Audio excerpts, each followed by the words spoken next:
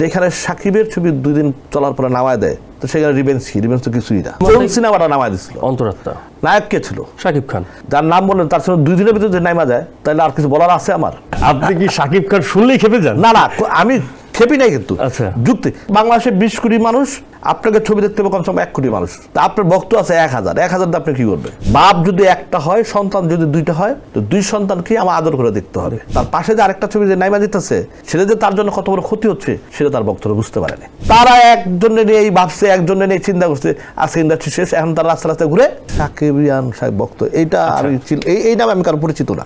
আমি দর্শক হিসাবে, এমন তো ভক্ত দর্শক আমারও আছে, সবারই আছে, ইন্ডাস্ট্রি এমন কোনো ব্যক্তির নাই, সবার আছে। হ্যাঁ, সত্য কথা কিন্তু সবাই বলতে পারে না। সত্য কথা বলার জন্য কিন্তু একটা সৎ সাহস লাগে।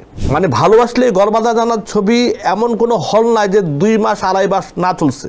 সেখানে তখন হলের সংখ্যা ছিল 400-র কাছাকাছি, প্রচুর হল টল বলাকা পুরো ভাইঙ্গা হারাইছে মানুষ। হ্যাঁ, সে আয়নাবাজি লস করে গেছে ইন্ডাস্ট্রি থেকে। এখন আমার অমিতাভ রাজা আমার নিজে বলে, শাওন আমার নিজে বলে যে ইকবাল ভাই টাকাগুলো কিন্তু হল মালিকটা দিল না। ওই প্রোডাকশন বয় যে খাবারটা খাবে, সেই খাবারটা অনন্ত জলিল খাবে। 95 লাখ টাকার মতো আমার খরচ ছিল শুটারে। প্রথম দিনে আমি 1 কোটি টাকা প্রফিট করছিলাম। আমি টেবিল কালেকশন করছিলাম 2 কোটি 1 লাখটা 2 লাখ টাকা দেন আমার মনে আছে। পাসওয়ার্ডে আমরা প্রথম দিন চালানটা বন্ধ উঠাইছি। তখন এই কারাকারির কারণে লাভবান হয় তখন প্রডিউসাররা, সেই জিনিসটা এখন নাই, যেই কারণে লসের সংখ্যাটা সবচেয়ে বেশি। এটা আমাকে রাজ্জাক সাহেব শিখে গেছে, নায়ক রাজ্জাক সাহেব, যে বাবা তোকে যদি পিছন দিয়ে বকাই না দেয়, তো তুই কিসের সুপারস্টার?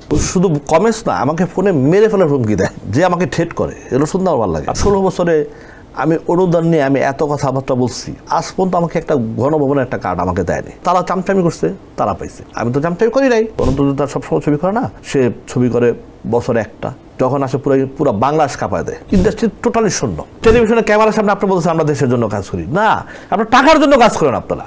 এখন তারা নায়ক নায়িকা এখন আসে শুধু টাকার জন্য। কাঞ্চন ভাই টাকা দিচ্ছে, তারপর ছবি রিলিজ দিচ্ছে, অথচ কাঞ্চন ভাই কিন্তু ছবিতে কাজ করে নাই। ববিতা ম্যাডাম একটা ভালো গল্প, যে ঠিক আছে আপনি আমাকে যা দিয়ে আমি কাজ করি। আমার মানে যারা আগের যে 28 জন তারা টাকা, তারা ইন্ডাস্ট্রিকে বাঁচানোর জন্য তারা কাজ করছে। এখন যারা আসে, আমি মনে করি তারা সিনেমার সাইনবোর্ড লাগাইতে আসে। সাইনবোর্ড তো লাগালে মনে করেন ফিতা কাটতে পারে, সবকিছু করতে পারে, সিনেমার হিরো, সিনেমার নায়িকা, অথচ মনে করেন যে কাউকে দেখা নাই। বছরে 2 বার খেলে যে একটা ইন্ডাস্ট্রি চলে না। আমি বছরে মনে করেন 2 বেলা ভাত খেলাম, সারা বছর না খেয়ে থাকলাম, তাহলে হবে? যারা ছিল আগে, এরা তো এমনিতে লুটপাট করে খাইছে। রাজনীতির ভিতরে দেখছি চামচামিটা অনেক বেশি। আমার কিন্তু ইন্ডাস্ট্রিতে চালান কিন্তু মাত্র 7 লাখ টাকা। এই 7 লাখ টাকা আমি তখন টাকা, তারা আমাকে 30 থেকে 35 লক্ষ টাকা দিয়েছিল আমাকে। আমার সব এইখান থেকে আসছে, এবং অন দ্য স্পট আমি সিকুয়েন্স চেঞ্জ করে দিই। আমি অসাধারণ, ঠিক আছে? আমাকে জায়েদ খানের মতো প্রশ্ন করেন না, ঠিক আছে? তাহলে আমাকে নিজের ছোট মনে হয়। উপবিশ্বাস আমার কাজ করছে, বুবলি আমার কাজ করছে, তাদের নাম্বারই আজ পর্যন্ত আমার কাছে নেই। যারা উচিত কথা বলে তাদেরকে যেভাবে বকাবকি করে, হ্যাঁ, এটা বক্তারা করতে পারে না, এদেরকে ডাস্টবিনের ময়লা বলা হয়।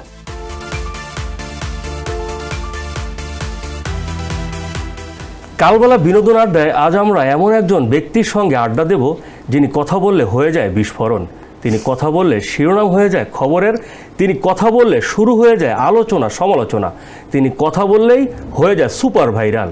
আর সেই ব্যক্তির ব্যক্তিগত জীবন এবং কথা বলার কারণ জানতে আমি মহিউদ্দিন মাহি আছি আপনাদের সঙ্গে। আর আমার সঙ্গে স্টুডিওতে উপস্থিত আছেন নির্মাতা ও প্রযোজক এমডি ইকবাল। ইকবাল ভাই, আপনাকে স্বাগতম। কেমন আছেন আপনি? আলহামদুলিল্লাহ, ভালো আছি ইনশাআল্লাহ। শুরুতে জানতে চাইবো, এবার ঈদে আপনার কোনো সিনেমা না আসলেও ঈদের সিনেমা মুক্তি পাওয়ার 2 সপ্তাহ পরে আপনি পুরো ফোকাসটাই আপনাদেরকে নিয়ে গিয়েছেন। সেটা হচ্ছে গিয়ে বরবাদ সিনেমা নিয়ে আপনি একটি বিস্ফোরক মন্তব্য করেছেন। এই বিষয়ে একটু বিস্তারিত জানতে চাচ্ছি। ঈদে কিন্তু আমাকে ছাড়ে নাই, কিন্তু আচ্ছা, আমার পুরোনো ছবি কিন্তু এবার ঈদে চলছে। আচ্ছা, যেমন সিনেমা হলে চলছে আমার পুরোনো ছবি। আচ্ছা আচ্ছা, আমি একটু অবাক হয়ে গেছি যে রিভেঞ্জটা নিয়ে আমার একটু কষ্ট ছিল, আমার একটু কষ্ট আছে। সেই রিভেঞ্জটা এবার ঈদেও চলছে। এখন রিভেঞ্জটা প্রতি বছরই ঘুরে খুব ভালো চলতেছে এখন। হ্যাঁ, কিন্তু এটা নিয়ে একটা কষ্ট ছিল, বাট এবার ঈদের পর থেকে আর কষ্টটা নাই। এবার ঈদে আপনার রিভেঞ্জ কি হলে মুক্তি পেয়েছে? হলে মুক্তি পেয়েছে।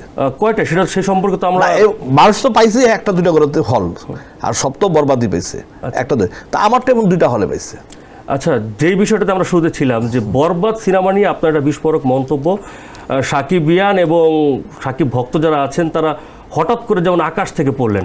আমি আপনার যে মন্তব্যটা শুনে, যে টাকা সিনেমা আয়ের যে টাকার যে বিষয় নিয়ে আপনি বলেছিলেন একটি গণমাধ্যমে, এই বিষয়টি একটু জানতে চাই যে সিনেমাটি কি আসলে ওই একটা কথা একটু উদ্র করতে হবে যে সাকিবিয়ান সাকিব ভক্ত, এইটা আমি এই নামে আমি কারো পরিচিত না। আচ্ছা, এই নামে, কারণ ভক্তরা আমি পরিচিত। আমি দর্শক হিসাবে, এমন তো ভক্ত দর্শক আমারও আছে, সবারই আছে, ইন্ডাস্ট্রি এমন কোনো ব্যক্তির নাই, সবার আছে। হ্যাঁ, তো কেউ একটু কম, কেউ একটু বেশি, কিন্তু এই শব্দটার সাথে আমি আচ্ছা মানে খুব অ্যাডজাস্ট করতে পারতেছি না। আচ্ছা, তো এটা আমার মনে হয়। আপনার মন্তব্যটা আসলে কি সঠিক যে সিনেমাটা টাকা উঠাতে ব্যর্থ, বা এভাবে টাকা আসলে ওঠে কি ওঠে না? অ্যাকচুয়ালি আমি বলি, হ্যাঁ, আমি একটু আগে আপনি আমাকে নিয়ে 2-4টা কথা বলছেন না, যে আমি কথা বললে ভাইরাল হয়ে যায় কথা। সত্য কথা কিন্তু সবাই বলতে পারে না। সত্য কথা বলার জন্য কিন্তু একটা সৎ সাহস লাগে, এবং এটাকে অনেকে, এই আমাদের বর্তমানে যে পরিস্থিতিটা চলতেছে, এখানে সত্য কথা অনেকে মানুষের ভিতরে রেখে দেয়, বলতে পারে না। আর না বলতে পারলেই দেখা যায় সত্যকে অনেক মিশাকে অনেক সত্য হয়ে যায়, সত্যকে অনেক মিথ্যা হয়ে যায়, এই ধরনের। আমি এই ব্যবসার সাথে তো আপনার 15 বছর যাবত জড়িত। আমার তো প্রতি ঈদের ছবি রিলিজ ছিল। আমি আপনাকে একটা ছবির উদাহরণ দিই, ছবির নাম পাসওয়ার্ড। আমার 14 বড় ভাই মালিক আফসারি ভাই ছবিটা বানাইছে, পাসওয়ার্ড ছবি। পাসওয়ার্ড ছবির সময় সিনেমা হল ছিল প্রায় 300 কাছাকাছি হল ছিল, 300 কাছাকাছি হল ছিল। সেই পাসওয়ার্ড ছবি যদি মনে করেন যে পাসওয়ার্ড ছবির যে সাকিবের লুক বা সাকিবের সব কিছু মিলা, ওইখান থেকে কিন্তু যাত্রা স্টার্ট, পাসওয়ার্ড থেকেই। মানুষ কিন্তু তাকে যে লুপে নিছে, এই পাসওয়ার্ড থেকে কিন্তু নিছে। সেই পাসওয়ার্ডে আমি 160টা হলে রিলিজ করছি একসাথে। আচ্ছা, এই রেকর্ড কিন্তু এখন পর্যন্ত কেউ ভাঙতে পারে নাই। এর আগে আরেকটা রেকর্ড ছিল আমার শুটার, 165টা সিনেমা হল। তো হল যখন ছিল, এই 2টা রেকর্ড কিন্তু এখন পর্যন্ত আমার কেউ ভাঙতে পারে নাই। তো ওই সময় কিন্তু যেমন পাসওয়ার্ডের সময় আমরা দেখছি যে পাসওয়ার্ড না, আমার আরেকটা ছবি ছিল ভালোবাসলেই ঘর বাঁধা যায় না। এটা আমি অত ওইভাবে জড়িত ছিলাম না, বাট আমি অল্প টাকা দিয়ে আমি এখানে পার্টনারে ছিলাম। যেটা আমি আমার ইন্ডাস্ট্রিতে প্রথম আসার, যেটা আমার সেইখানে দেখছি যে সিনেমার গেট খুলনা, শঙ্কর নাকি সিনেমা একটা আছে, গেট খুলে মানুষ নিয়ে গেছে। আচ্ছা, মানে ভালোবাসলে ঘর বাঁধা জানার ছবি এমন কোনো হল নাই যে 2 মাস 2.5 মাস না চলছে। সেখানে তখন হলের সংখ্যা ছিল 400-র কাছাকাছি, 400-র কাছাকাছি হলের সংখ্যা ছিল। তখন সিনেপ্লেক্স সংখ্যাটা খুব কম ছিল, এই 4-5টা সিনেপ্লেক্স ছিল। তখনই ভালোবাসলে ঘর বাঁধা জানার প্রডিউসার, মানে যারা আমাদের সাথে যারা পার্টনার ছিল, মানে আমি তো খুব কম ইয়েতে ছিলাম, হ্যাঁ, যারা মূল বেশি ইনভেস্ট যারা করছে, তারাই ভেঙে গেল গা। কারণটা কি? কারণটা হলো আপনাকে হল থেকে দিচ্ছে কত দিচ্ছে? আপনার যদি 200 টাকার টিকিট বিক্রি হয়, হলে তো আর 200 টিকিট না, 100 টাকা 150 টাকা 150 টাকা বিক্রি হয়। আপনার সর্বোচ্চ পাচ্ছেন 30 থেকে 35 টাকা। মানে 100 টাকার টিকিট বিক্রি হলে সর্বোচ্চ 30 থেকে 35 টাকা টিকিট পেয়েছেন। এখন আপনি ওইখানে 400-500 সিট আছে মনে করেন সিনেমা হলের ভিতরে, 500 সিটে 100 করে টিকিট বেচলে কয় হাজার টাকা বিক্রি হয়? 200 করে টিকিট বিক্রি করলে 500 সিটে কত টাকা আসছে? 200 করে টিকিট, হ্যাঁ ধরছেন। হ্যাঁ, তো সেখানে আপনি 30 টাকা করে আপনি কত পাচ্ছেন? 3000 টাকার মতো আপনি পাচ্ছেন। যদি 10,000 টাকা আপনার টিকিট সেল হয়, আপনি 30% আপনি 3000 টাকার মতো পাচ্ছেন। 3000 টাকার মতো। হ্যাঁ, তাহলে ওই 10,000 টাকা যদি সেল হয়, তাহলে 3000 টাকার মতো। 3000 টাকা যদি আপনি মনে করেন সেল হলো, ঠিক আছে, 100-তে, তো সারাদিনে মনে করেন শো চললো আপনার মনে করেন 5টা, ঠিক আছে, 5-3 কত? 5-3 15, 3-5-15, 3-5-15 দিন দিয়ে আপনি একটা হলের থেকে পান, তাহলে আপনি 20 দিনে একটা হল থেকে কত পাইতেছেন? তা তো খুবই জটিল হিসাব। হ্যাঁ, এগুলো তো মানুষ বুঝে না। মানুষ তো, আমিও দেখতেছি বরবাদ পুরো ভাঙ্গা ফেলাইছে। বরবাদ কেন, অন্য তুফান বহু ছবি পুরো সিনেপ্লেক্স, তারপর ইয়াতে সব ভেঙে ফেলতেছে। এত কম টাকা, হ্যাঁ, এত কম টাকা। এই জন্যই আমাদের বাংলাদেশে এখন মার্কেট আছে 3 কোটি টাকার সর্বোচ্চ, সেই ছবি সুপার ডুপার হিট হয়, 3 কোটি টাকার মার্কেট আছে। আর ওটিটিতে হয়তো 1-1.5 কোটি টাকা। এখন যদি সাকিবের আর্টিস্ট থাকে তাহলে 1-1.5 কোটি টাকা ওটিটি দেয়, ঠিক আছে। আর অন্য আর্টিস্ট হলে 40 লাখ 50 লাখ 30 লাখ এইভাবে দেয়, ঠিক আছে। এইগুলো দিয়ে একটা মানুষ কত টাকা উঠাইতে পারে?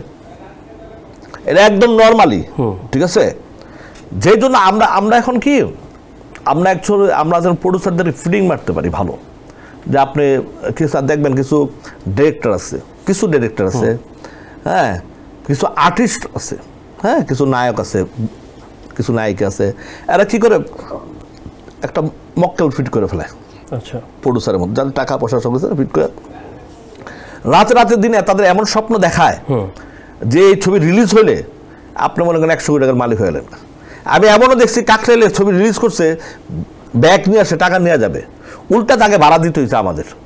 সে টাকা নিয়ে যাবে তো দূরের কথা, তার কাছে ভাড়াটাই নেই। ভাড়াটাই নেই। আচ্ছা, হ্যাঁ, তো এইভাবে করতে করতে আমাদের প্রডিউসারগুলো হারায় গেছে। আর এখন তো দেখেন, আমি সেদিন একটা কথা বলছিলাম, সেই জন্য আমাকে অনেকে গালাগালি করছে। আচ্ছা, বাংলাদেশে যদি রিয়েল সুপারস্টার থাকতো, বাংলাদেশে যদি সত্যিকারের একজন নায়ক, রিয়েল সুপারস্টার একজন নায়ক দেখে ইন্ডাস্ট্রি চলে না। আচ্ছা, এই প্রসঙ্গগুলোতে আমি যাবো, এটা আমরা ধীরে ধীরে যাবো। আমরা হচ্ছে আপনাকে আসে টেবিল মানি এবং টাকার কালেকশনে আমরা একটু থাকি। টাকার টেবিল কালেকশনে আসতে হলে 1 বছর হাউসফুল থাকতে হবে। হ্যাঁ, তারপরে দেখেন 1 বছর হাউসফুল করে হিসাব করে দেখেন কত টাকা পাইতে পারে। 1 বছর মানে 12 মাস টানা হাউসফুল যেতে হবে। জি। তাহলে আমরা যেটা জানি যে বরবাদ সিনেমার নির্মাণে প্রায় 15 কোটি টাকার মতো খরচ হয়েছে। তো এতগুলো টাকা লগ্নি প্রযোজক কেন করবে? যদি আপনি যে হিসাবটা দিলেন, এটা আমার প্রশ্ন না, এটা তার ব্যক্তিগত ব্যাপার। সে একটা ছবিতে 50 কোটি টাকা খরচ করতে পারে, আবার 50 লাখ টাকা খরচ করতে পারে, এটা সম্পূর্ণ তার ব্যাপার। এবং সে কত টাকা পাইছে না পাইছে তার ব্যাপার। বরবাদ যে চলছে এটা তো মিথ্যা না। বরবাদ কিন্তু মানুষ দেখছে, অবশ্যই, ঠিক আছে, এখনো দেখছে। হ্যাঁ, এখনো দেখতেছে। হ্যাঁ, এখনো দেখতেছে। এখন কয় টাকা সে পাবে উনি খুব ভালো জানে এটা। আমি তো বলছি যে উনি টিকে থাকুক, উনি আরো 2-4টা ছবি বানাক, আমি চাই। যেমন আমি ওই জিনিস চাই না, যেমন আয়নাবাজির প্রডিউসার, আয়নাবাজির সেল তো আপনারা মনে আছে কিনা জানেন? হ্যাঁ, কেমন সেল ছিল তো, প্রচুর সেল, হল টল বলাকা টলাকা পুরো ভাইঙ্গা হারাইছে মানুষ। হ্যাঁ, সে আয়নাবাজি লস করে গেছে ইন্ডাস্ট্রি থেকে। এখন অমিতাভ রাজ 1 কোটি টাকার উপরে হল থেকে পায়।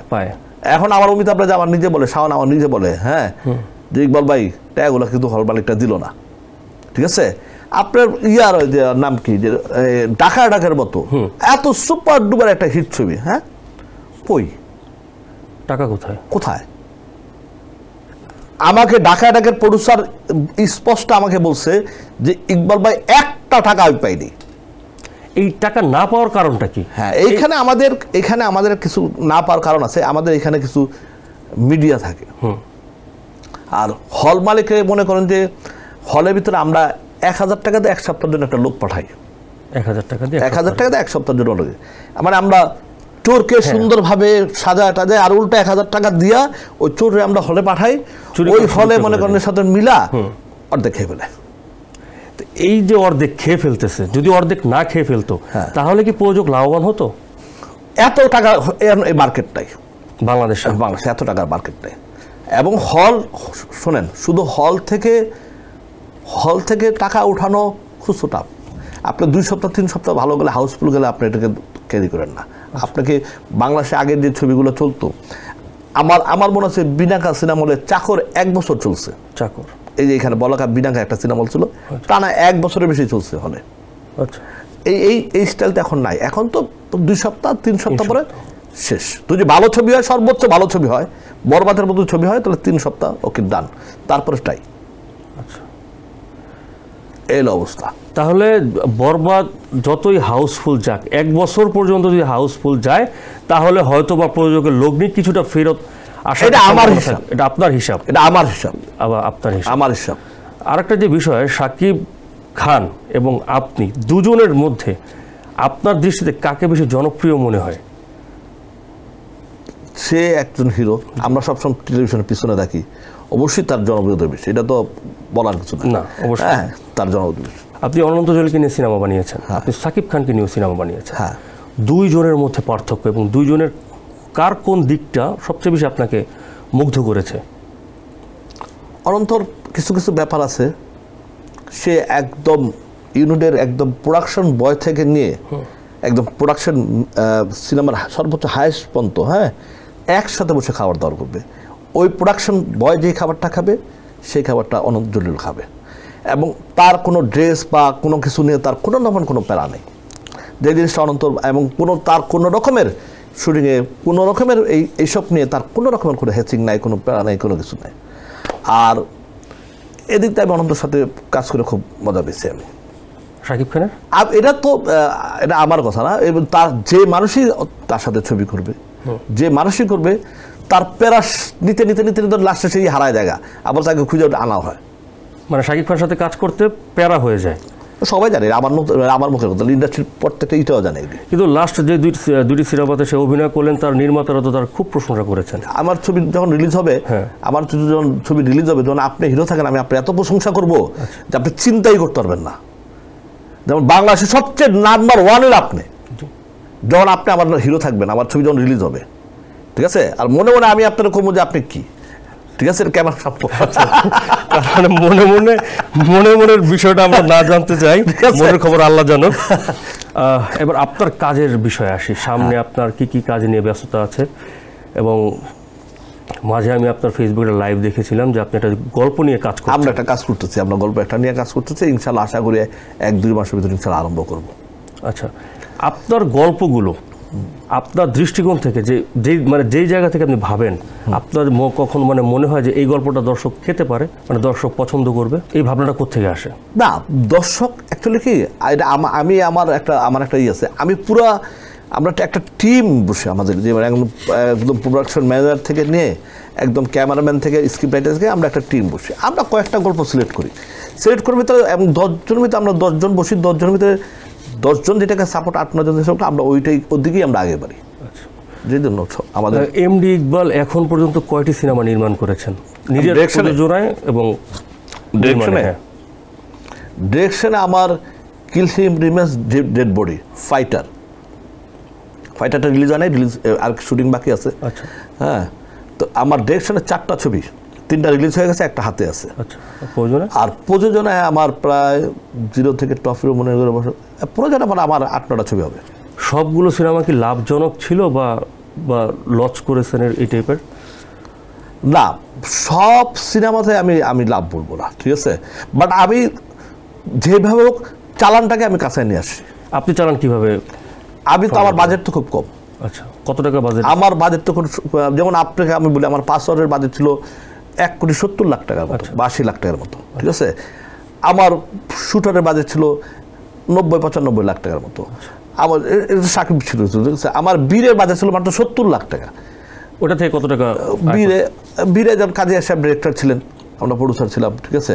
তো এগুলো আপনাকে এখনও তো আমি বলছি যে আপনি যদি 3 কোটির ভিতরে আপনি থাকেন বা 2 কোটির ভিতরে আপনি থাকেন, আপনার টাকাও পাবেন, ঠিক আছে। এটা আমি সাকিব হইতে হবে, এটা হিরো। হ্যাঁ, পাসওয়ার্ড এবং শুটারে কত টাকা আয় হয়েছিল? শুটারে তো আমি একদিনে আমি শুটারে আমার ছবি ছিল, আপনার এটার একটা ইতিহাস আছে আমার। যেমন শুটারে আমার 95 লাখ টাকার মতো আমার খরচ ছিল শুটারে। আমি 165টি সিনেমা হলে আমি রিলিজ করছিলাম, এবং তখন তো হল ছিল, এবং অপোজিশন ছিল। এই পজিশন যে আমাকে বলতো যে 5 লাখ টাকা দেবো, ও এসে আমাকে বলতো আমি 6 লাখ টাকা দেবো। এইভাবে আমাদের একটা খুব প্রতিযোগিতা ছিল। সেইখানে আমি প্রথম দিনে আমি 1 কোটি টাকা প্রফিট করছিলাম। আমি টেবিল কালেকশন করছিলাম 2 কোটি 1 লাখ টাকা 2 লাখ টাকা দেন, আমার মনে আছে, আজ থেকে 10-12 বছর আগের কথা বলতেছি। মুক্তির প্রথম দিনে শুটারে। আর পাসওয়ার্ডে আমরা প্রথম দিন চালানটা বন্ধ উঠাইছি। হ্যাঁ, চালানটা উঠেছি, তারপরে আমাদের 40-50 লাখ টাকার মতো আসছে। আচ্ছা, আপনি তার মানে সিনেমা ব্যবসাটা বুঝেন? না, আপনাকে তো প্রথম বাড়ি দিয়ে মারতে হবে। আচ্ছা, আপনি যদি প্রথম বাড়িটা না মারতে পারেন, তাহলে আপনার জন্য সমস্যা আছে। আর এখন আরেকটা কথা বলি, এখন প্রথম বাড়ি মারার সুযোগও নাই, কারণ অপোজিশন হল নাই। আপনি মনে করেন যে একটা অপোজিশন হল আছে, 4-5টা হল আছে। এই 4-5টা হলে মনে করেন কেউ 10 লাখ দেবে, কেউ 12 লাখ দেবে। এই 4-5টা হল দিয়ে আপনাকে হবে। হল যখন অপোজিশন থাকবে, তখন 2জন হল মালিক কারাকারি করবে যে এই ছবি আমার হলে চালাবো, ও বলতেছে এই ছবি আমার হলে চালাবো। তখন এই কারাকারির কারণে লাভবান হয় তখন প্রডিউসাররা। সেই জিনিসটা এখন নাই, যেই কারণে লসের সংখ্যাটা সবচেয়ে বেশি। আপনাদের লাস্ট ছবি, যে ছবিটা ফ্লপ হওয়ার কারণটা কি? রিভেঞ্জ। আপনার সিনেমাটা স্টার সিনেপ্লেক্সের সপ্তাহ শেষ না হওয়ার আগেই নামিয়ে দেওয়া হয়েছিল। আমি এটা একটু যদি বিস্তারিত বলবেন। আমি আসি, দেখেন, রিভেঞ্জ ছবিটা স্টার সিনেপ্লেক্স খুব ভালো যেতেছিল, এবং লাস্ট যেদিন নামায় সেদিনও আমার 6-7টা সিট বাকি ছিল, হাউসফুল ছিল আমার, ঠিক আছে। বাই দ্য ওয়ে, আমাদের এখানে আমি যতটা শুনতে পারছি যে এখন নতুন একজন প্রডিউসার আছে, সে নাকি স্টার সিনেপ্লেক্সটা নাকি সে গেম করে। তার ছবি রিলিজ হলে সে নাকি অন্য ছবি যদি চলে, সেই ছবি নাকি নামায় দেয়, ঠিক আছে। এটা আমি জানছি এই মাসখানেক আগে, এই ঘটনাটা আমি তখন জানতে পারিনি আমি, ঠিক আছে। দেখ, এটা এখনও পুরোপুরি সেই প্রুফটা আমি এখনও পর্যন্ত হাতে পাইনি। এটা যখন হাতে পাবো তখন এটা নিয়ে আমি কথা বলবো। এবং সে তার কারণে এইবার অন্তরাত্মা, যেটা সাকিবের ছবি, যেটা নামায় ফেললো স্টার প্লাসে 2 দিন চলার পরে, যে গেমটা তার সাথে হয়েছে, অন্তরাত্মার সাথে হয়েছে, সেই গেমটা আমার সাথেই হয়েছে। আচ্ছা, ওই প্রডিউসার ছবি তখনও চলতেছিল ঈদে, এইবার এই প্রডিউসারের ছবি ঈদে আছে। আমি নাম বলতেছি না, হ্যাঁ, বা যারা বোঝার বুঝে নিচ্ছে, কিন্তু সে স্টার সিনেপ্লেক্সে নাকি ছবি নামায় দেয়। তো যেখানে সাকিবের ছবি 2 দিন চলার পরে নামায় দেয়, তো সেখানে রিভেঞ্জ তো কিছুই না। ইন্ডাস্ট্রি এমনিতে ধুঁকতেছে, ইন্ডাস্ট্রিতে সিনেমা নেই, হল বছরে 2 বার ওপেন হয়, কিছু কিছু হল খোলা হয়। তো এই যে ইন্টারনাল যে পলিটিক্স, এই পলিটিক্স যারা করেন তাদের বিরুদ্ধে কি আপনাদের কোনো ব্যবস্থা থাকবে? সমস্যাটা যে পিছন থেকে, আপনি মনে করেন সামনে পড়লে তো কিছু বলা যায় বা সামনে করলে ধরা যায়, সেটা পিছন থেকে যদি আপনাকে পলিটিক্স করে তখন তো আপনি জানতে পারতেন। যেমন আমি সেই রোজার ঈদের খবর আমি পাইছি এই 1 মাস আগে, যে এই আপনাকে যখন বললো যে ভাই আপনি এই ভদ্রলোকটা আপনাকে এই রিভেঞ্জটা নামার জন্য এই ঘটনা ঘটাইছে, অন্তরাত্ম নামার পরে এই ঘটনা ঘটাইছে, ঠিক আছে, তখন আমি 2টা মিলিয়ে দিচ্ছি যে একদম কারেক্ট। যাক, আরেকটু হলে আমি একদিন আপনার টক শুধু এসে বলে দেবো না কে করছে না করছে, ইনশাআল্লাহ নাম বলে দিবেন। হ্যাঁ হ্যাঁ, আমি কাউকে ভয় পেয়ে কথা বলি না। আপনি সবসময় সত্যি কথা বলেন, চেষ্টা করেন সত্যি কথা বলতে, সৎ সাহস লাগে। আপনার সাহসের উৎসটা কোথায়? আমার সাহসের উৎস একটা জায়গায়, সেটা আমার সততা। সবসময় আমি কখনো কোনোদিন পরেরটাকে লোভ করি না, এবং পিছনে চেষ্টা করি কোনো মানুষ যদি বিপদে পড়ে তার পাশে দাঁড়ানোর। কোনোদিন কোনো মানুষের ক্ষতি করি নাই, জানাবো তো না। এবং সবচেয়ে মানে যে জিনিসটা আমার সবচেয়ে বেশি কাজ করে, যেটা অন্যায়টা জানে আমি কেন সহ্য করতে পারি না, এটা আমি ছোটোর থেকেই পারি না। এই জিনিসটা আমার সবচেয়ে বড় দোষ মনে হয় আমার।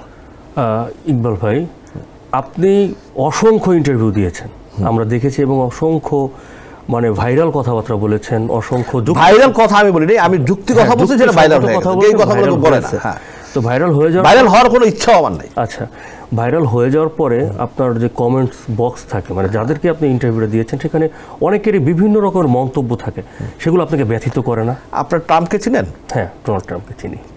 আপনি তার কমেন্টসগুলো দেখছেন? হ্যাঁ, সেজন্য সে সুপারস্টার। কিন্তু আচ্ছা, তাহলে আপনি এটা কি এনজয় করেন নাকি ব্যথিত হন? আরে সে তো আমার নিয়ে ভাবতেছে, খারাপ লেখুক ভালো লেখুক, এটা আমাকে রাজ্জাক সাহেব শিখে গেছে, নায়ক রাজ্জাক সাহেব।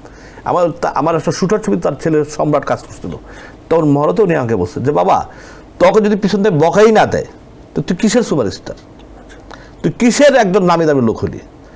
তোকে মানুষ বকাও দিবে, তখন মানুষ আবার প্রশংসাও করবে, তাহলে তুই নিজেকে তখন মনে করবি তুই একটা ভালো জায়গায় আসিস। আমাকে এইভাবেই বলছিল। তো এইভাবে আমাকে কেউ ভালো বলতেছে, কেউ খারাপ বলতেছে। আমার আপনাকে আমি একটা প্রশ্ন করি, আমি একটা কথা বলে 3-4 লোক দেখে, তো 3-4 লাখ লোক দেখে, তার বেশিও দেখে। তো এখানে কমেন্টস মারতো 200, 500, 600, 1000 পরে, আর বাকি লোকগুলো কি আমাকে কমেন্টস করছে? না, ম্যাক্সিমাম টাইমের মানে কমেন্টসগুলোই থাকে বেশি। তো বাকি লোকগুলো তো না, বাকিগুলো করে নাই, কারণ কি বাকি লোকগুলো এনজয় পাইছে, কথাটা বুঝছে। আর যেটা আমাকে যারা বকাবকি দিচ্ছে, এটা তো একটা জনের ভক্ত, যে আমাকে শুধু কমেন্টস না, আমাকে ফোনে মেরে ফেলার হুমকি দেয়, ঠিক আছে? হ্যাঁ, সেটা রিসেন্টলি শুনলাম, মেরে ফেলার হুমকিটা একটু আমাকে মেরে, শুধু কমেন্টস তো হইলে তো বাইচেই গেছে, ঠিক আছে? যখনই শুনি আমাকে ফোন করে বলে যে তুই যদি তারা নিয়ে আর একটা কথা বলবি, হ্যাঁ, তুই যদি এই ধরনের কোনো কথা বলি, মোড়াইস তোর মাইরে ফেলাম, তোর যেখানে তোর মাইরে আলাম, তোর গুলি করে দেবো, তোর গলা কেটে আলাম, তোর এটা করবো, ঠিক আছে?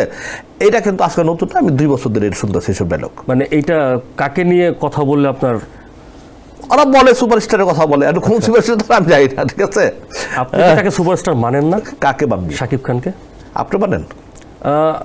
আমি একদম জেনুইন কথা বলি। এটা আপনার কাছে প্রশ্ন আমার, আমি মানি কি মানি না সেটা আমার ব্যাপার, আমি আপনাকে জানতে চাই। আমি একটা কথা বলি, হ্যাঁ, আমি সুপারস্টার ছিল, জানেন কাকে বলে? হ্যাঁ, বলুন, আপনি বলেন। রাজেশ খান্নাকে ছিলেন? হ্যাঁ, ভারতের। সে যখন বিয়ে করছে, কজন মেয়ে আত্মহত্যা করছে আপনি জানেন না? এটা আমরা গণমাধ্যমে জেনেছিলাম। তো ওই সময় ছোট তার বাসার সামনে একটা থানা হয়েছে, জানেন? হ্যাঁ হ্যাঁ, শুধুমাত্র তাকে তার বাসার থানা হয়েছে। হ্যাঁ, তো সেই জিনিসকে বাংলাদেশের মধ্যে হয়েছে না, হয় নাই। আমাদের ইন্ডাস্ট্রি ছোট, আর কথা বলতে চাই না, অন্য কিছু থাকলে বলেন। আচ্ছা, ঠিক আছে, আপনি বুঝতে পারলাম। আরেকটা যে বিষয়, আপনি 2 বছর ধরে আপনার জানের হুমকি পাচ্ছেন, আপনাকে মেরে ফেলার হুমকি দেওয়া হচ্ছে তাকে নিয়ে কথা বলার জন্য, কিন্তু 2 বছরে তো আপনি অসংখ্যবার তাকে নিয়ে কথা বলেছেন। না, এগুলো ফুট করলে তো আমি খুব এনজয় পাই। আচ্ছা, ভালো লাগে এগুলো। আপনার কি শাকিব খানকে নিয়ে কথা বলতে ভালো লাগে? আমার না, ওইটা না, যে আমাকে থ্রেট করে, এগুলো শুনতে আমার ভালো লাগে। আপনি এগুলো এনজয় করেন? এনজয় করি আমি। আপনি কখনো কারো থ্রেট, কখনো কি মানে আপনি একটা জিনিস পড়েন, পৃথিবীতে আমি আল্লাহ তাআলা আমাকে সৃষ্টি করছে, আল্লাহ তাআলা যদি মনে করে যে এই ছেলের হাতে তার মৃত্যু আছে, পৃথিবীর কেউ আমাকে বাঁচায় রাখতে পারবে না, মরণ তার হাতেই আছে। এটা অবশ্যই আমি ওই জায়গাটাকে একটু বিশ্বাস করি। আর নাইলে আমাকে হুমকি টুমকি দিয়ে আমাকে মারতে পারবে না, ঠিক আছে? এটা একমাত্র আল্লাহর হাতে, ঠিক আছে? আপনি নামাজ পড়েন, আমরা চেষ্টা করি, চেষ্টা করেন, আপনি আল্লাহ ভক্ত একজন মানুষ, ঠিক আছে? আপনার সবচেয়ে যে বিষয়টা এনজয় করেন সেটা হচ্ছে গিয়ে সত্যি কথা বলতে এবং সবসময় স্বচ্ছ থাকতে। হ্যাঁ, কখনো কারোর প্রতি আমি কখনো কোনো দিন আমার স্টাইলই নাই, এটা পছন্দ নেই। আমি দেখেন 16 বছরে আমি অনুদান নিয়ে আমি এত কথাবার্তা বলছি, সেন্সার বোর্ড নিয়ে আমি এত কথা বলছি, এবং জুরি বোর্ড নিয়ে আমি এত কথা বলছি, আজ পর্যন্ত আমাকে একটা গণভবনের একটা কার্ড আমাকে দেয়নি, বা একটা কোনো এই জন্য আমার কোনো দুঃখ নাই, কোনো কষ্ট নাই, দিলেও যাইতাম না, ঠিক আছে? তারপর আমি এটাকে এনজয় করি। আমাকে অনেকে বলে এই 16 বছর যারা বিগত যারা কাট পেয়েছে, এই যে কাট পেলাম তোমার কাট করিয়ে, অথচ আমি কিন্তু রানিং প্রডিউসার, রানিং ডিরেক্টর, আমি কিন্তু তাদের চেয়ে অনেক হাই লেভেলে, কিন্তু আমি পাইনি, তারা পাইছে। কারণ তারা চামচামি করছে, তারা পাইছে, আমি তো চামচামি করি নাই, এই জন্য আমি পাইনি। এই স্টাইলে আমার, ঠিক আছে? আপনাকে এখন পরিপূর্ণ একজন সিনেমার মানুষ বলা যায়, যে আপনি চলচ্চিত্রের একজন মানুষ। তা আপনার আক্ষেপ হয় না যে আপনার একটা ইন্ডাস্ট্রিতে একটা সুপারস্টার নাই যাকে আপনি সুপারস্টার মানবেন, বর্তমান সময়ে এটা আক্ষেপ হয় না? এই ব্যর্থতা কাজে না, আমি বলি হিরো তো আছে, নিঃসন্দেহ তো হিরো তো সাকিব আছে, অনন্ত জলিল আছে, আরও 10 হিরো আছে, কিন্তু মার্কেটটা তো নেই আমাদের বাংলাদেশ। মার্কেটটা তো থাকতে হবে, ঠিক আছে? সেইটা মার্কেটটা তো নষ্ট হয়ে গেছে। অশ্লীল কিছু প্রডিউসার, কিছু ডিরেক্টর, হ্যাঁ, যারা ছবি বানাচ্ছে, ওই সময় তো শেষ হয়ে গেছে ইন্ডাস্ট্রিটা। এই শেষের মতো এখন শেষের মতোই চলতেছে। তো এই ইন্ডাস্ট্রি যেহেতু ইন্ডাস্ট্রি নেই, তাহলে আপনি কেন প্রযোজক আনতেছেন, কেন ইয়াংদেরকে আপনি উদ্বুদ্ধ করতেছেন যে সিনেমা বানাও, সিনেমাতে আসো? এটা তো আমি কখনো বলছি এই কথা শুনছেন আপনি? না, আপনারাই তো, আপনি আমারটা না, যারা বল তারা বলতে পারে। হ্যাঁ, আমি কখনো কোনোদিন, আমি চাইলে তো এখনো যদি বলি, আমি আপনি যেখানে বসে আছি, এই যে বিশ্বাস বিল্ডিং, ঠিক আছে, এই পাশে আমার বন্ধু বান্ধব অনেক বড় বড় ব্যবসায়ী, এখানে এই গাউসিয়া ডিমার্কেট অনেক বড় বড় বিজনেস। আমি যা বলি দোস্ত আমি একটা ছবি বানাবো, আর সমানে আমি বলতে দেরি, তারা ইনভেস্ট করতে দেরি হবে না, ঠিক আছে? কিন্তু আমি কি কোনোদিন গেছি পারবো? আমি জানি ইন্ডাস্ট্রির অবস্থা না। আপনি বলতে আমি যে টুকটাক যেটা কম, আমাদের সিনেমার কিছু লোক আছে শখ করে বানায়, তাদের সাথে আমরা ওজন মিলা স্পন্সর, আমি তো ম্যাক্সিমাম ছবিগুলো বানাই। আপনি দেখবেন আমার প্রত্যেকটা ছবিতে স্পন্সর আছে অবশ্যই, কারণ আমি জানি হল থেকে আমি পাবো না টাকা। আমি রিলিজের আগে আমি স্পন্সরটা আমি নিয়ে আনি, যেইভাবে আমি একটা ছবি বানাইছি, আমার একটা স্পন্সর করব, এই স্পন্সরগুলো আমি নিয়ে আমি পোষায় দিই, কিন্তু হল থেকে আমি লাভ করতে পারি না। এই 3-4 বছর যাব হল থেকে আপনি লাভ করতে পারছেন না। তাহলে ভবিষ্যতে কি লাভ করার পসিবিলিটি আছে? আমরা তো ট্রাই করতেছি, চেষ্টা করতেছি। আপনাদের যুদ্ধটা কি? আমাদের কোনো সমিতি নেই যুদ্ধ করবো, আমাদের কোনো একতাই নেই কোনো যুদ্ধ করবো।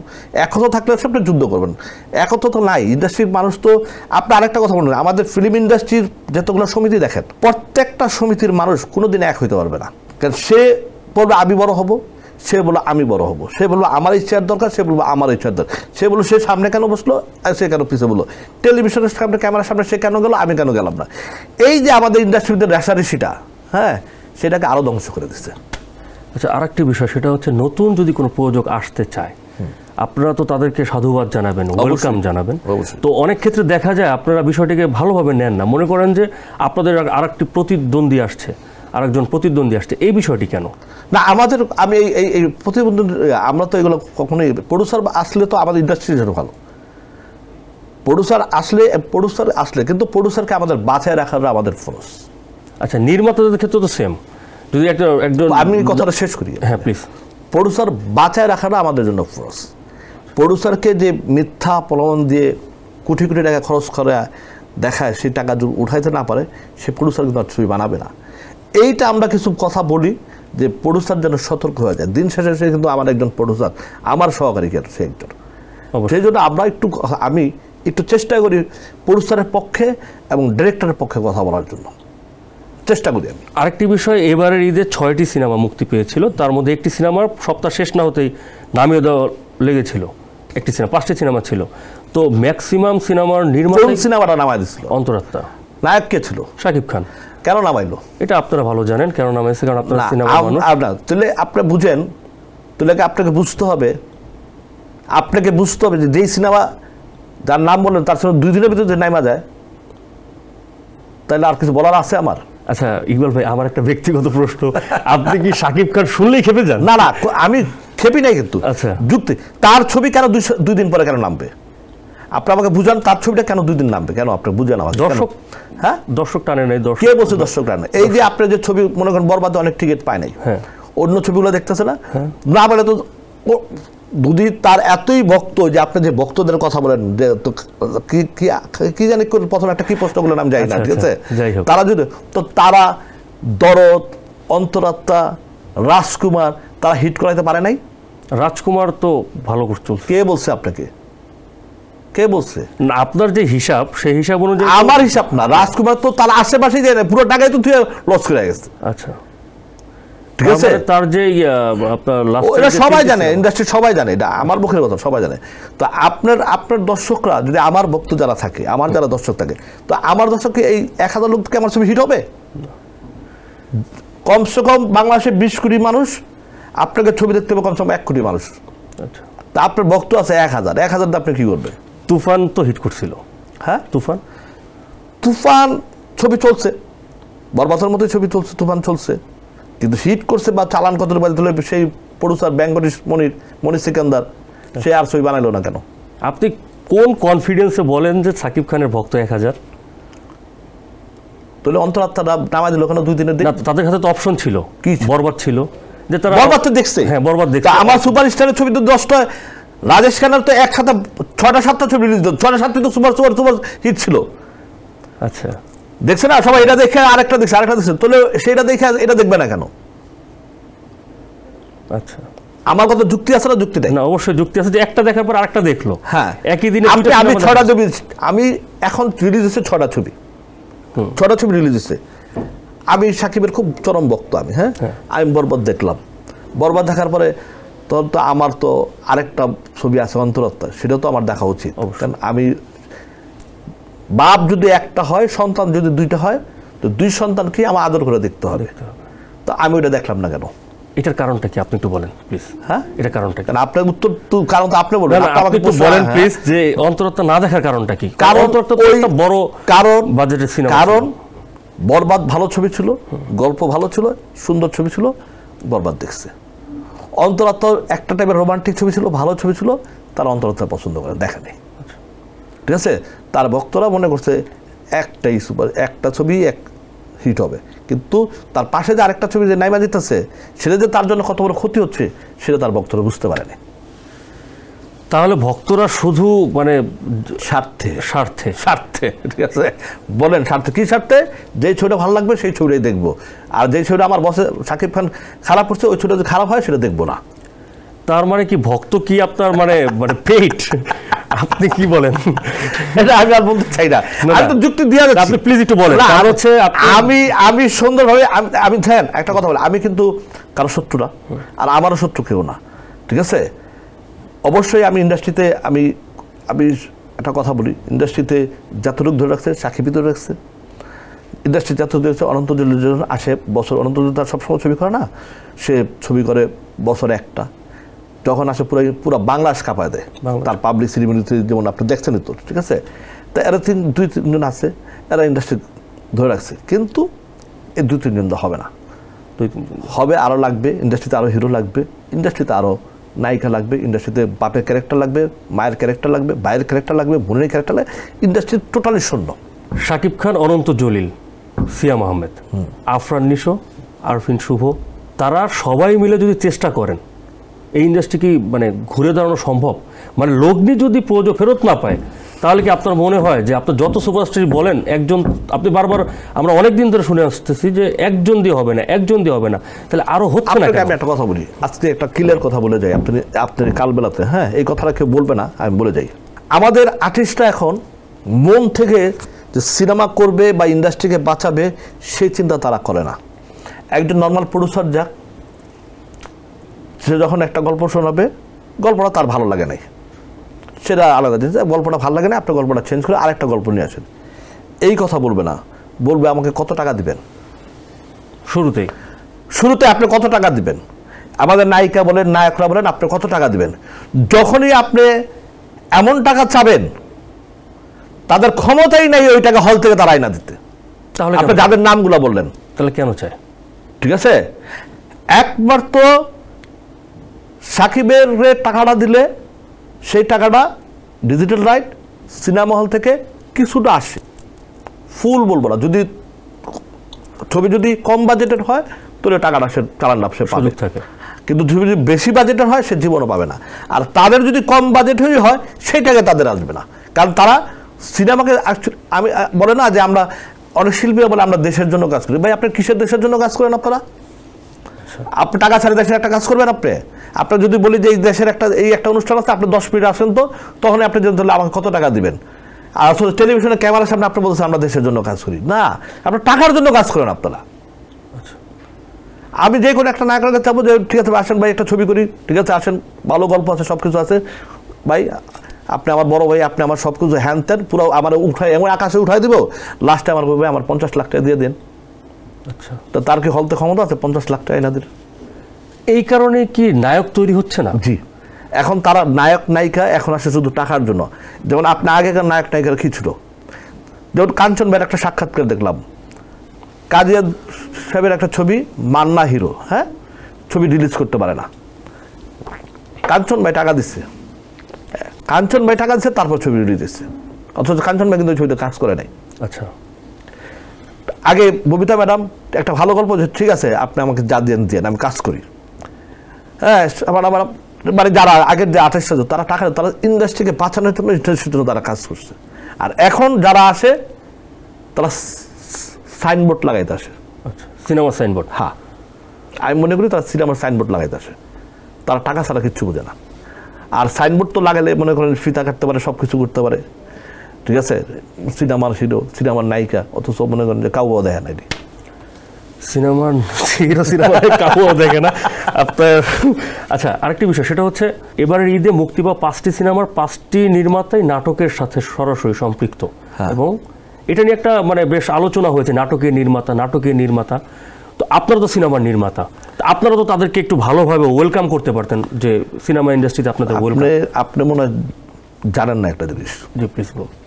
না জেনেই প্রশ্নটা করছেন, তারা এখন আমাদের থেকে অনেক গুণ তারা অভিজ্ঞতা, এবং একজন কাজী হায়াত আর একজন নাটকের ডিরেক্টর যদি মিলান, ওই নাটকের ডিরেক্টর সে নিজেকে কাজী হায়াতের মানে আমি আর মুখ ধরে বললাম না, তার চেয়ে অনেক বড় মনে করে। এটার কারণ কি? এটা সে মনে করে তার এটা ঠিকও, এটা মনে করলে কি ইন্ডাস্ট্রি টিকে থাকা সম্ভব? এখন কি আছে ইন্ডাস্ট্রি? আপনি ইন্ডাস্ট্রিটা পাইলেন কোথায়? আপনি ইন্ডাস্ট্রিটা আমরা বছরে 2বার তো সিনেমা পাচ্ছি। বছরে 2বার ছেলে যে একটা ইন্ডাস্ট্রি চলে না। আমি বছরে মনে করেন 2 বেলা ভাত খেলাম, সারা বছর না খেয়ে থাকলাম, বলে হবে? আপনি যে হল মালিকরা কেন চুরি করবেন আমার বুঝান। তারা যে 2বারই কি তাহলে কেন তারা করবে না? যে বলে যে হল চুরি করে বা আমরা বলি, এটা তো সত্য, এটা তো মিথ্যা না, এটা তো বহুত পূর্ব আমার কাছেই আছে। আমি তো নিজে যা বহুত হল ধরছি, আমি আমার ছবির সময় আমি তো অনেক হল ধরছি, সত্য। তো তারা কেন? তারা তো পুরো বছরটা তারা আপনার স্টাফের বেতন দেয়, কারেন্টের বেতন দেয়, সব বেতন লস করতে বছরে 2টা ছবি আসে, তারা একদম সে 1 বছর খাওয়ান, তারা ওইখান থেকে ওটা লয়ে জায়গা প্রডিউসার কইতে গাছটাকে খায় জানেন, আপনার মতো আমার মতো নতুন প্রডিউসাররা খায়।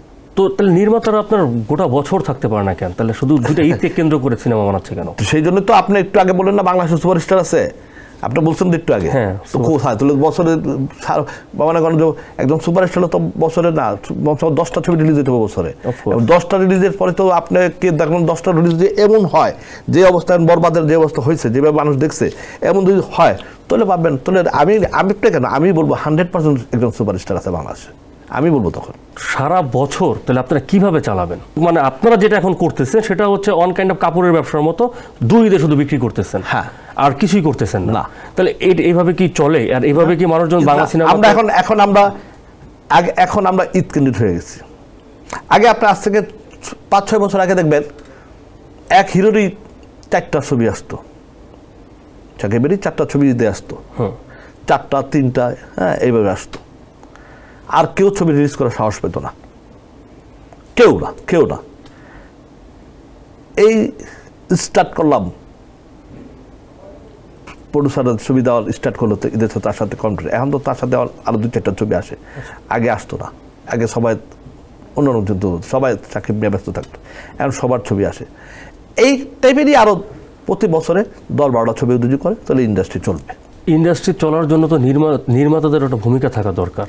গল্প নির্মাতার 2 পয়সারও ভূমিকা থাকা দরকার নেই। নির্মাতার লেখতারও গল্প টাকা রাখবো, প্রডিউসার দরকার। এখন কি প্রডিউসার নেই? না। তাহলে নির্মাতা তো আছে 500-র উপরে এফডিসিতে, ঘুরে ফিরে খায় দায়, ঠিক আছে। হ্যাঁ, প্রডিউসার আছে মাত্র কয়েকজন, হাতে গোনা 4-5 জন। প্রডিউসার তো এক সময় ছিল, রমরমা প্রডিউসার ছিল। আপনারা মানে 4-5 জন একটা নির্মাতার পিছনে ঘুরতো, এরকম সময় তো গিয়েছে। তো এটা হলো কেন? আপনার এটা হলো আপনার, এটা তো একদম সিম্পল একটা ব্যাপার। আর্টিস্ট কোথায় আপনার? এটা এই আর্টিস্ট কোথায় আমার এই ব্যর্থতা কি প্রযোজক নিবে? আর্টিস্ট তো তৈরি করবে নির্মাতা। তো সেই নির্মাতারা তো আস্পদ করতে পারলো না। ওই যে রুবেল ভাই একটা সাক্ষাৎকার দিল যে নির্মাতারা কখনো তাদেরকে নিয়ে এই 10-12 বছরে 15 বছরের নির্মাতা তাদেরকে নিয়ে ভাবে নাই। আজকে ভাবে নাই বলে আজকে ইন্ডাস্ট্রির অবস্থা। আজকে আমরা তো নতুন ইন্ডাস্ট্রিতে, আমরা তো 10-15 বছর যাবত আমরা আসছি ইন্ডাস্ট্রি নতুন। যারা সিনিয়র, যারা নির্মাতা ছিল, যারা প্রডিউসার যদি বলতো না আপনি এই গল্প নিয়ে আপনি আগে যেভাবে তুলতো এইভাবে নিয়ে ভাবতো, গল্প লিখতো, স্ক্রিপ্ট লিখতো, হ্যাঁ, তারা এটা নিয়ে ভাবে নাই। তারা একজনের নিয়ে এই ভাবছে, একজনের নিয়ে চিন্তা করছে। আজকে ইন্ডাস্ট্রি শেষ। এখন তারা রাস্তায় ঘুরে আপনাকে বলতে খারাপ লাগে, রাস্তায় ঘুরে। আর এফডিসির ভিতরে ওই যে শাইন কিছু লোকের ভাত খাওয়ায়, ঠিক আছে। এগুলো বলতে গেলে না অ্যাকচুয়ালি আমাকে অনেক মানুষ খারাপ বলবে, ঠিক আছে। যে এত কথাগুলো আমি বলতেছি তো মানুষ আমাকে প্রচন্ড খারাপ বলবে, ঠিক আছে। আমার ডিরেক্টরও আমার খারাপ বলবে যে তুমি আমাদের দুই ইসলা হ্যান ত্যান। কিন্তু আমি তো সত্য কথা বলতেছি, আমি তো মিথ্যা কথা বলতেছি না। আমি তো মিথ্যা একটা কথা আপনি এখানে মিথ্যা বলে যাইনি আমি, আর আমি মিথ্যা তো বলিও না। তাহলে ইন্ডাস্ট্রির এই দিন দেখার পেছনে নির্মাতাদের একটা বড় ভূমিকা আছে। তো আপনার কথার মানে প্রেক্ষিতে আরেকটা প্রশ্ন আমি আসলো, সেটা হচ্ছে গিয়ে এফডিসি থেকে এখন সিনেমা অনেকটাই বের হয়ে গিয়েছে। হ্যাঁ, এফডিসি কেন্দ্রিক সিনেমা নেই বললেই চলে। নাই। এবারের ঈদে যেই কয়টি সিনেমা মুক্তি পেয়েছে সবগুলোই এফডিসির বাইরে। তো এইটাও কি তার একটা কারণ হতে পারে? এটা কারণ আবার এফডিসি আবার একটু আরেকটা ঝামেলা আছে। এফডিসির ঠিক ক্যামেরা, এফডিসি অনেক কিছু নাই। এফডিসিতে তো মনে করেন যে যারা ছিল আগে, হ্যাঁ, এরা তো এফডিসি লুটপাট করে রেখেছে। যারা ওই ছিল যে আপনি এমডি ছিল বা যারা ছিল এই 16 বছর, তারা তো এফডিসি পুরা এই নিয়ে তো আমি বহুত কথা বলছি ভাই, 100 বার কথা বলছি ওই আমলে, ঠিক আছে। এরা তো পুরো এফডিসি ধ্বংস করে দেওয়া গেছে, লুটপাট করে, লুটের কি জিনিস তারা খুঁড়ে গেছে। তারা দামি জিনিস আইনা এফডিসি ফাড়া রাখছে, জম খাওয়া রাখছে। তারা ক্যামেরার একটা মনিটর তারা টাকা আনতে লাগছে 2 বছর সময়। এই মানে এগুলা মানে এই 16 বছর পুরো এফডিসিটা তো একদম প্যাকেট বানায় দেওয়া গেছে। আপনাকে যদি আপনি সিনেমার মানুষ, এই কথা কিন্তু আমি আজকে আপনার টক শুধু বলতেছি, আমি কিন্তু এই 16 বছর ধরে আমি বলতেছি এই কথা বলছি না। আমরা জানি আপনি সত্যি কথা বললেন, আপনি নিজেও বললেন। আর আপনি সবসময় মানে সত্যটা বলার চেষ্টা করেন এবং লাউডলি বলার চেষ্টা করেন যেন কথাটা কারো কানে যায়, কাজে লাগে। আপনি একজন সিনেমার মানুষ, সিনেমা নিয়ে আপনি স্বপ্ন দেখেন। আপনাকে একজন প্রযোজক ওপেন বাজেট দিল, ওপেন বাজেট, যে যত টাকা ইচ্ছা তত টাকা দিয়ে আপনি সিনেমা বানান। তো এই ওপেন বাজেট নিয়ে সর্বোচ্চ কত টাকা আপনি খরচ করতে পারেন? চালাবো কোথায় ওপেন বাজেটে? না, আপনাকে বললো যে আপনি নির্মাণ করেন, আপনার সে বাংলাদেশে চালাবে না, সে বাংলাদেশে চালাবে, ইউএসএ চালাবে, ইংল্যান্ডে চালাবে। একটা জিনিস আপনাকে আমি বলি, হ্যাঁ, এটা আপনি একটু জানেন, ঠিক আছে। সিনেমা কখনো বাজেট হয় না। আচ্ছা, আপনার সিনেমা চাইলে 50 লাখ টাকা সিনেমা আপনি চাইলে 50 কোটি টাকা বানাতে পারেন, সেটা ওপেন বাজেট বললাম। ওপেন আপনার সিনেমা কোনোদিন বাজেট হয় না। আপনার সিনেমা বাংলাদেশের বানান, আপনাকে 2 থেকে 2.5 কোটি টাকার ভিতরে থাকতে হবে, বা 70 থেকে 80 লাখ টাকার ভিতরে থাকবে। নতুন নায়ক বানাতে 50 থেকে একদম 80 থেকে 90-এর ভিতরে থাকতে হবে। আর যদি আপনি স্টার নিয়ে বা যাদেরকে নিয়ে কাজ করতে চান, যাদের সিনেমা চলে, তাদেরকে নিয়ে বাজেট 2 থেকে 2.5 কোটি টাকার ভিতরে, 2 থেকে 2.5 কোটি টাকা দিয়ে সিনেমা নির্মাণ করলে যারা কাজ করে নাম বলেন। এখন একটা ব্যাপার আছে, সেই ব্যাপারটা হচ্ছে গিয়ে বাংলাদেশের প্রেক্ষাপট। আমাদের সিনেমা তো দেশের বাইরে চলে। আপনি নিজের সিনেমা নিয়ে বিভিন্ন, আপনি জানেন বাংলাদেশের সিনেমা বাইরে কিভাবে চলে সেটা একটু বলেন প্লিজ। হ্যাঁ, আপনি মনে করেন যে ওইখানে প্রডিউসারের থিয়েটার ভাড়া নিতে হয়। আচ্ছা, যেমন ইটালিতে আপনি মনে করেন যে 2টা শো আমার চলবে ইটালিতে, 2টা শোর আপনার হল ভাড়া নিতে হবে, 2টা শো হল ভাড়া নিতে হবে। এবং আপনাদের 2টা শোর পর আরও শো চলে না, কারণ বাঙালি কোথায়? অবশ্যই পুরো ইউরোপে আমি এবার আমি নিজে যেটা দেখে আসছি, ঠিক আছে, যে তারা এই হল ভাড়া নিয়ে 100-200 চলা, তো 300 চালানোর মতো তাদের আর লোক থাকে না। ওই যে প্রডিউসার যে লোকটা যে হল ভাড়া নেয়, সেটাই খুব কষ্টের বিনিময়ে ওঠে। আপনি যা বলতেছেন, আপনার প্রতিটা কথাতে যা বোঝা যাচ্ছে যে সিনেমাতে যে আসবে সে জেনে শুনে লস করতে আসবে না, এই টাকাটা কিন্তু আবার যারা ইটালিতে যারা নিচ্ছে অনেক সময় তারাই টাকাটা পে করে, যেন প্রডিউসারের জন্য একটু ভালো। আচ্ছা, মানে আমি সেটাই বললাম যে যা বলছেন, যেই সিনেমা নির্মাণ করতে আসে, প্রযোজনা করতে আসে, সে লস করার জন্য জেনে শুনে লস করে। ওই বাজেটে আসেন অবশ্যই লস করবেন। আর যদি আপনি মনে করেন আমি যে বাজেটগুলো বলছি যে নতুন বা একটু ভালো শিল্পী টিল্পী নিয়ে আপনি 80 থেকে 90-এর ভিতরে আনেন, তাহলে আপনি কোনো না কোনো টেলিভিশন রাইট, ডিজিটাল রাইট মিলে আপনি মোটামুটি লাভ করতে লাভ না চালানোর কাছাকাছি। হ্যাঁ, আর যদি আপনি মনে করেন যে সাকিব বা যে আফসার নিশ্চয় 1-2 কোটি দিয়ে বানান, তাহলে আপনার ওইখানে লাভ করবেন বা চালানোর কাছাকাছি, 2 ছবি ভালো হয়, গল্প ভালো হয়, সব কিছু তাহলে আসবেন। আচ্ছা ইকবাল ভাই, একটা প্রযোজক জেনে শুনে লস করতে আসতেছে, মানে আপনার হিসাবে 5 কোটি টাকা 10 কোটি টাকা যদি কেউ ইনভেস্ট করে, সে জেনে শুনে লস করতে আসতেছে, তো যে নির্মাতা তাকে নিয়ে আসতেছে তা লজ্জা করে না, বা তার একটু প্রশ্ন জাগে না যে মানুষটাকে এত বড় ক্ষতি আমি করছি? এটা মানুষের বিবেক।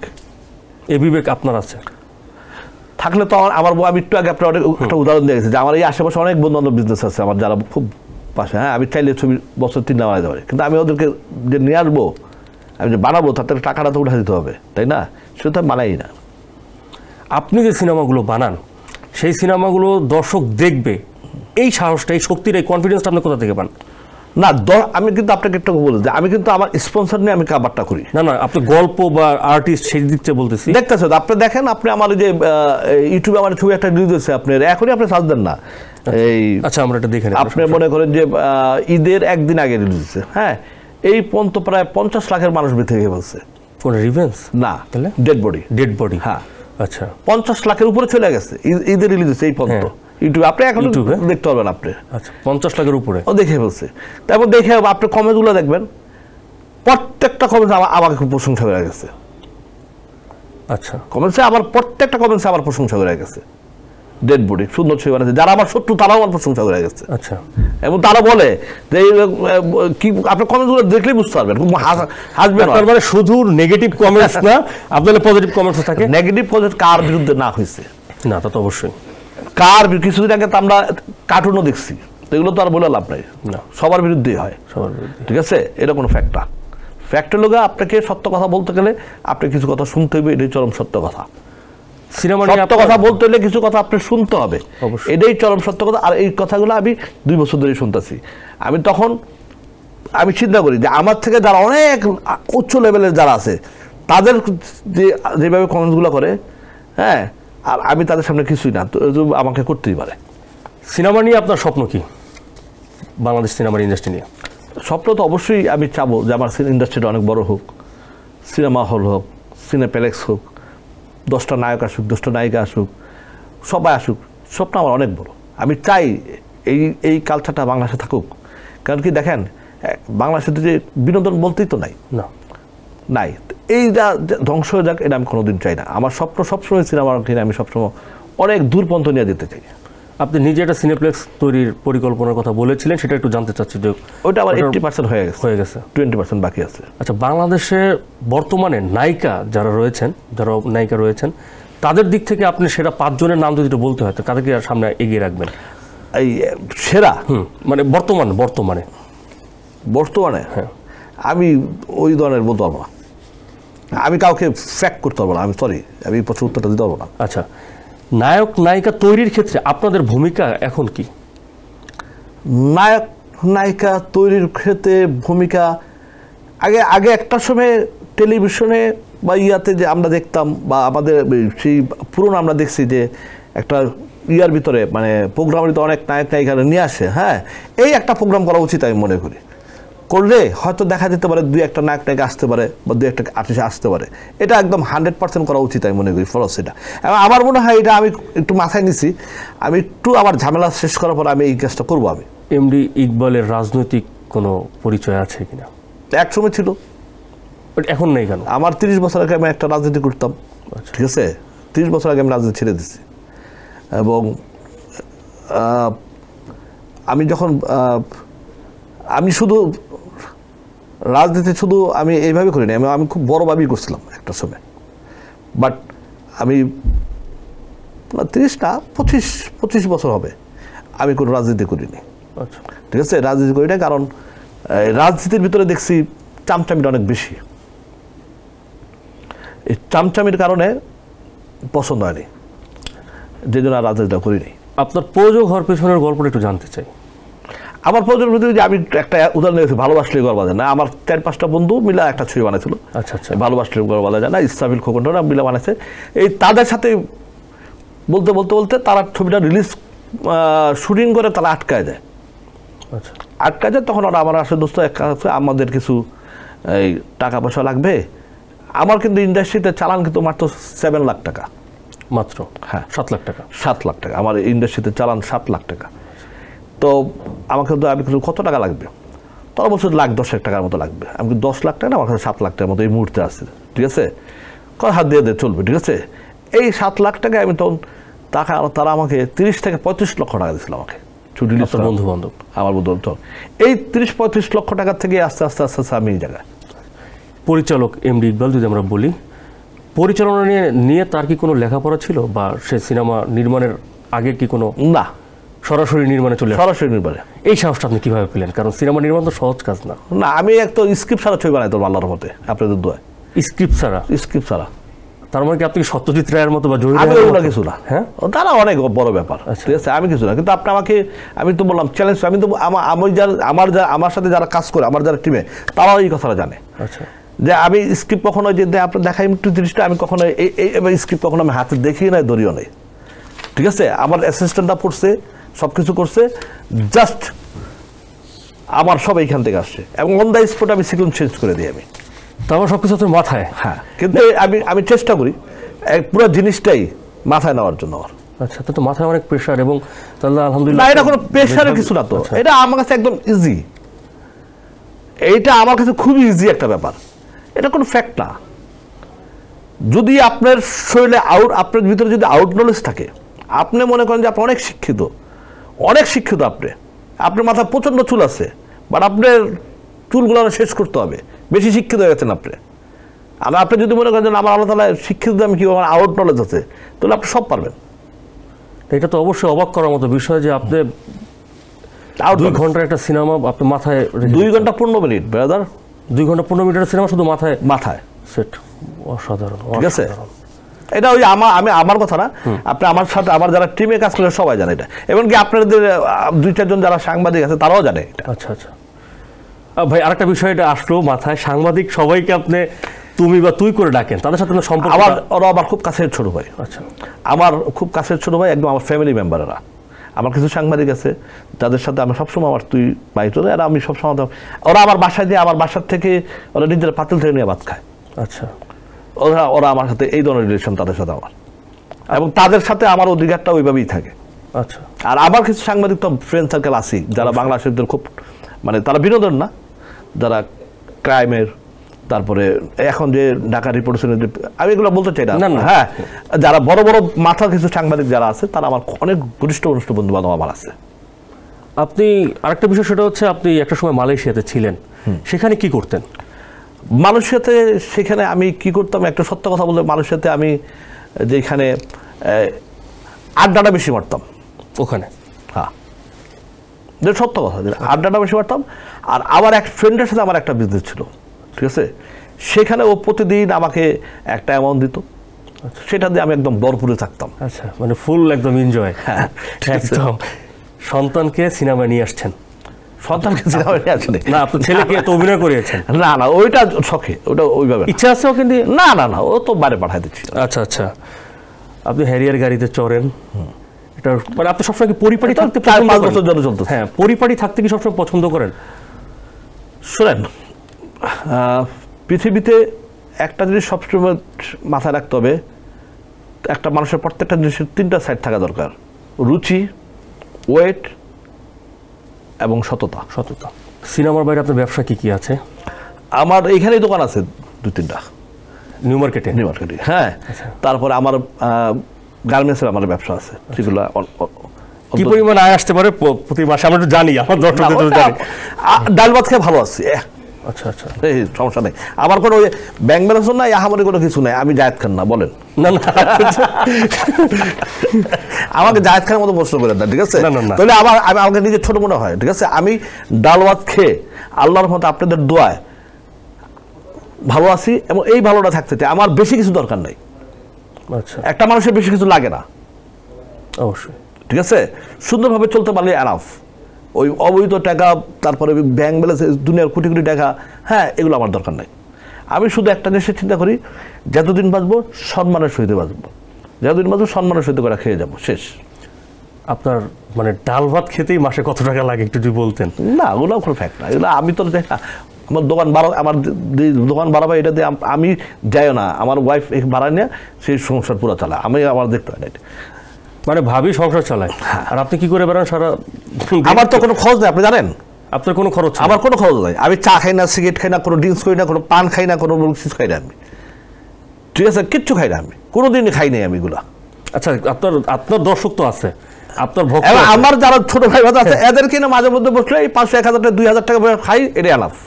আপনার কোনো খরচ নেই? আমার কোনো খরচ নেই। আমি কি বললাম তো, আমি সিগারেট খাই না, আমি চা খাই না, আমি পান খাই না, আমি কোনো রকমের কোনো নিশা জাতীয় আমার লাইফে আমার কোনোদিন আমি টাচ করে দেখিনি আমি। কিন্তু আপনার যে অ্যাপ্রোচ, আপনার যে কথা বলার ধরন, হ্যাঁ। এটা দেখে তো সবাই মনে করবে আপনি আমি মনে হয় মানে উত্তেজনা থাকেন। উত্তেজনা না, এটা সত্য কথা, যারা উচিত কথা, যারা সত্য কথা বলে তাদের এই জিনিসটা থাকে। আমার ভিতরে চিমটামি, মিথ্যা কথা, ওই পিছনের কথা, এগুলো আমার ভিতরে নাই। এটা অসাধারণ। এটা আমিও জানি যে আপনি ভালো, মানে আপনি যেগুলো বলছেন এগুলো আমিও জানি। আমি একটা কথা আপনি এখানে মিথ্যা বলে জানি, আর একটা কথা আমি যুক্তি বাইরে যাইনি। আপনার জীবনে কতগুলো প্রেম এসেছিল? কারণ কি আপনি আমার বউরাতে একটু বলেন প্লিজ, একটু বলেন। আমার মুখ দেখলে তো ঠিক আছে। আমার একটা প্রেম ছিল, এটা সবাই জানে, মালয়েশিয়াতে একটা প্রেম ছিল আমার। মালয়েশিয়ান গার্ল ছিল, ঠিক আছে, মালয়েশিয়ান মেয়ে। ও ওইখানে বিয়ের আগে না বিয়ের পরে? বিয়ের আগে। বিয়ের আগে, হ্যাঁ, ওইটাই ফিল করেন এখনো? না, আমার ওয়াইফ বাচ্চারা চায় না ফিল করার একটু সুযোগটাই। আপনি একজন নির্মাতা এবং আলোচিত নির্মাতা, জনপ্রিয় নির্মাতা, কোনো নায়িকার সাথে কখনো কেন হয় না? দরকার নেই। আপনি মানে সিনেমা নির্মাণ করার সময় কি তাদের? না না, আমি কারোর সব কথাই, আপনি হয়তো অনেকে আমাকে বলবে যে মানে বাদাম মাছটা উল্টা খাইতে পারে না, আমার কথা বলবো এটা, ঠিক আছে? আপনি আমার ইউনিটের খবর না, আমি কখনো কোনো দিন কাজ ছাড়া আমি বাড়তি কথা বলি না। আমি আজ পর্যন্ত অপু বিশ্বাস আমার কাজ করছে, বুবলি আমার কাজ করছে, তাদের নাম্বারই আজ পর্যন্ত আমার কাছে নেই। তাদের নাম্বার আপনাদের কাছে নাই? না, আপনার কাছে নাই? অপু বিশ্বাস, বুবলি সব ওই রোমান ফোন করতো, আমার অ্যাসিস্ট্যান্ট। আচ্ছা, রোমান ছিল, ও বুবলির সাথে কথা বলতো। তো ওই সময় অপুর সাথে কথা বলতো আমার আরেক কে জানে ছিল, যে মামুন না কে জানে ছিল, ঠিক আছে? ওরা কথা বলতো। আমি কোনোদিন তাদের শিডিউল বা কোনোদিন সেটে আসা বা কোনো শুটিং আমি কোনোদিন ফোনও করতাম না এগুলো। আর একবার একটু শাকিব খান প্রসঙ্গে যাব, সেটা হচ্ছে ইন্ডাস্ট্রিতে শাকিব খান আপনার বন্ধু, এই পরিচয়টা ছিল সবার আগে, আরও কয়েক বছর আগে। তো অবশ্যই তো যেহেতু আপনি বন্ধু, তার সাথে আপনার মানে সুখের স্মৃতি আছে বা কোনো না কোনো স্মৃতি আছে, যে স্মৃতি আপনাকে এখনো আত্রায় আপনি ভুলতে পারেন না, এরকম একটা স্মৃতি যদি প্লিজ। তাহলে মানুষ মনে করবে কি জানেন, যাই মনে আপনার টক শোতে মিলার জন্য এসব কথা বলতেছে। না না না, মেলার জন্য এইটা মানুষ বন্ধুত্ব স্মৃতি থাকে। এখন ঘটনা হচ্ছে স্মৃতি 1000 স্মৃতি আছে, এগুলো বলে লাভ নাই, ঠিক আছে? এইগুলো অ্যাকচুয়ালি বললে মানুষ মনে করবো যে আমি মনে হয় এইটার সব কথাই বলতে চাই না আমি। আচ্ছা, দেশের সিনেমায় আপনার চোখে সেরা নায়ককে এখন পর্যন্ত? আমাদের প্রথম থেকে লাস্ট পর্যন্ত? একদম লাস্ট পর্যন্ত, আমাদের শুরু থেকে। আমার সেরা নায়ক তো আমার জীবনে একজনই, নায়ক রাজ রাজ্জাক। নায়ক রাজ রাজ্জাক, তার কোন দিকটা আপনার সবচেয়ে বেশি ভালো লাগে? তার সব সাইড ভালো। মান্না ভাই সম্পর্কে কি বলবেন? মান্না খুব ভালো, খুব ড্রেসিং হিরো ছিল, অ্যাকশন হিরো ছিলেন, ডায়লগ ছিলেন তার বলার ভিতরে, বাট রাজ্জাক সাহেবের হতো না। সালমান শাহ ভালো, খুব ভালো, রোমান্টিক হিরো ছিল, সুন্দর হিরো ছিল, ঠিক আছে, ভালো। আপনার বন্ধু সানি ভাই, আমাদের ওমর সানি ভাই, তার প্রাইম টাইম সম্পর্কে ওর ইতিহাস আমি আপনাকে বলি। সানির একটা ছবির কথাই বলি, দুইটা ছবির কথা বলি আপনাকে, জানেন আপনারা তো জানেন কিনা, আত্মহংকার আর প্রেম গীত মানুষ 6 মাসও টিকিট পায়নি। এই যে সানি ভাইরা যে হারিয়ে যায়, একটা সময় এসে হারিয়ে যায়, এটার কারণটা কি? এখন ওই যে আমি বলে গেছি, কথা কিন্তু উত্তর আপনাকে দিয়ে গেছি, যে এগুলো চর্চা ডাইরেক্টররা ওইভাবে গল্পগুলো সেট করে না, লেখে নাই, তো এদের হারাই যেতাম না। একজনের উপর দিয়ে লেখছে তো, যেই জন্য এরা হারাই গেছে। আচ্ছা, আরেকটা বিষয় সেটা হচ্ছে গিয়ে আপনারা মানে এফডিসি থেকে সিনেমা কিন্তু অলরেডি বের হয়ে গেছে, একটা মানে এফডিসির বাইরেও না, এটা এফডিসির বাইরে চলে গেছে। হ্যাঁ, ফিরে আসা সম্ভব? সম্ভব। কি করলে? ইনশাল্লাহ, যদি এখনো আমাদের যারা আছে জীবিত, তারা যদি এক টেবিলে বসতে পারে, সম্ভব। শাকিব খান আফরান নিশো, আরিফিন শুভ, অনন্ত জলিল ভাই, এই 4 জনের মধ্যে কাকে নিয়ে আপনি সিনেমা বানাবেন যদি সুযোগ হয়? 2 জন, যে কোনো 2 জন। আমি তো অনন্ত জলিলকে নিয়ে পারবো। আরেকজন অ্যাকচুয়ালি মাথায় এখন ওইভাবে চিন্তা করি নাই, ঠিক আছে? হ্যাঁ, ওইভাবে যদি গল্পের ভিতর বলে যদি ব্যাডা বলে কখনো মিলে, নিশ্চয় হইতে পারে, সিয়াম হইতে পারে। শাকিব খান নয় কেন? না, একটা কথা আপনার মনে হয় আমি আপনাকে বলি। হ্যাঁ, একটা সময় তাকে তো বানাইছি না, তো এখন তো অন্য কাউকে বানাইতে হবে, তাই না? এটাই তাকে দিয়ে তো অনেকে বানাচ্ছে, কারণ আমার তো ইন্ডাস্ট্রিতে লোক দরকার, হিরো দরকার। আপনাদের 2 জনের বন্ধুত্ব ফিরে আসার কি কোনো সম্ভাবনা আছে? সম্পর্ক ঠিক হয়? এই উত্তর অনেক দিচ্ছি মানুষের, ঠিক আছে? না একটু আমাদের দর্শক তো দেননি এখনো, আমার দর্শক না, এগুলো যে ওই যে একটা গান আছে কেউ জানি যে শুভদেবের, যে বাঁশি ভেঙে যায় সেই বাঁশি, হ্যাঁ এটাই, ওটা ভেঙে গেছে, ওটা শেষ, ওটা নিয়ে আর কোনোদিন কথা হবে কোনোদিন। আর শাকিব খানের সম্পর্ক ওটা নিয়ে আর কোনোদিন কথা হবে না। নায়িকাদের মধ্যে জয়া আহসান, বিদ্যা সিনহা মিম, মাহিয়া মাহি, বুবলি, এই 4 জনের মধ্যে কাকে দিয়ে আপনি সিনেমা বানাবেন যদি সুযোগ হয়? জয়া আহসান, মাহিয়া মাহি, বিদ্যা সিনহা মিম, বুবলি, একজনকে দিও না, কারণ কি? খুশি করতে পারলাম না, এই জন্য আমার ওইভাবে মানে মনে হয় নাই এখন এদের, এখন নায়িকা আরো একটু কম বয়সের দরকার। আপনাদের নেক্সট প্রজেক্ট যেটা ভাবলেন সেখানে কাকে নিয়ে সিনেমা বানাবেন? দেখি, এটা আমি এখন চিন্তা ভাবনা করতেছি, ঠিক আছে? ইকবাল ভাই, আমরা দীর্ঘ সময় আড্ডা দিলাম, আপনার ব্যক্তিগত জীবন সম্পর্কে জানলাম, সিনেমার প্রতি আপনার ভালোবাসা, এবং আপনাকে নিয়ে যে যাই বলুক আপনি সবসময় সৎ থাকার চেষ্টা করেন। আমার ব্যক্তিগতভাবে ভালো লাগছে আপনার সাথে কথা বলে। আপনার কেমন লেগেছে? না, অবশ্যই আমার খুব ভালো লাগছে। থ্যাংক ইউ কালবেলা, যে কালবেলাকে আমাকে এখানে নিয়ে আসার জন্য, এবং কালবেলার মাধ্যমে যদি আমি কথাগুলো বলতে যদি সবাই দেখে এবং আমার সবাইকে ভালো লাগবে এবং সত্যটা সবাই জানবে অনেক। আরেকটা বিষয়ে যাওয়ার আগে, সেটা হচ্ছে কি, আপনি সিনেমা ভক্ত যারা আছেন, সিনেমা প্রেমী দর্শক যারা আছেন, শাকিব খানের ভক্ত আছেন, নিশোর ভক্ত আছেন, নিশো ভাইয়ের, সিয়ামের ভক্ত আছেন, সবার ভক্তদের আলাদা আলাদা অ্যাপ্রোচ থাকে, অনেক সময় এটা অতিক্রম করে যায়, সীমা অতিক্রম করে যায়। এই ভক্তদের উদ্দেশ্যে যদি আপনি কিছু বলতে চান। অ্যাকচুয়ালি ভক্ত হওয়া উচিত নর্ম, ভদ্র, এবং ভক্তদের ভিতরে আমরা যেটা দেখে আসছি, ভক্তরা সবসময় আনন্দ ফুর্তি করবে। হ্যাঁ, যেমন আমরা সালমানের ছবিতে দেখছি বা বিভিন্ন ছবি দেখছি, ডোল বাজনা কত কিছু আমরা বাজার দেখছি, ঠিক আছে? এই ভক্তরা এগুলোই করবে। ভক্তরা কখনো ওই কাজী হাতের লোকের মতো মানুষের সাথে বেদবি করবে না। ভক্তরা কারো ফোনে রুবেল ভাইকে ডেলি 10 বার মেরে ফেলায়, হ্যাঁ, নায়ক রুবেল ভাইয়ের মতো তারা মেরে ফেলবে না। তারপরে আমাদের মতো যারা উচিত কথা বলে তাদেরকে যেভাবে বকাবকি করে, হ্যাঁ, এটা ভক্তরা করতে পারে না। তাহলে ওরা ভক্ত না, ঠিক আছে? ওরা লগা এটা মানে এদেরকে কি বলা হয়, এদেরকে ডাস্টবিনের ময়লা বলা হয়। হ্যাঁ, এরা ভক্তরা যদি এইগুলো করে। আর দেখবেন আপনি যাদের বক্তব্য বললেন, এদের বক্তব্য দেখবেন তারা কমেন্টসগুলো, কথাবার্তা খুব সুন্দরভাবে তারা কথা বলে, ঠিক আছে? আজকে তাদেরকে এই কথাটা কেন বললাম, কারণ তারা সবার সাথে তারা বেয়াদবি করে, ঠিক আছে? আপনি যেটা বলেছেন, ভক্তদের হতে হবে ভক্তর মতো, সে যার ভক্ত তার প্রতি শ্রদ্ধা রেখেও কথা বলতে হবে। দর্শক, বিনোদন আড্ডার একবারে শেষ ভাগে আমরা জানলাম এমনি ইকবাল ভাইয়ের জানা অজানা অনেক গল্প। আজ এ পর্যন্তই। পরবর্তীতে আবারও নতুন কোনো অতিথি নিয়ে আপনাদের সামনে উপস্থিত হব। সে পর্যন্ত কালবেলার সঙ্গেই থাকুন।